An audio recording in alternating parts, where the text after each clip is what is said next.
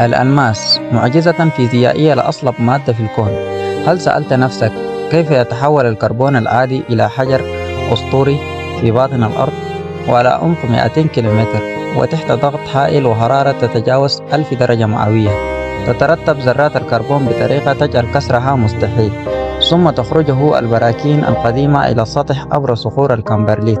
جغرافيا يتركز الألماس اليوم في 3 أماكن: مناجم سيبيريا المتجمدة في روسيا، صحاري بوتسوانا وجنوب أفريقيا، وجليد كندا شمالا. لكن التكنولوجيا الآن كسرت احتكار الطبيعة بفضل تقنيات الضغط العالي وتقنية تسريب البخار. أصبح الإنسان يصنع ألماسا مطابقا للطبيعي بنسبة 100%. تكنولوجيا مسهلة تحول الغاز والغبار إلى فصوص نقية في أيام معدودة. كان معكم بشر محمد، وعلى اللقاء.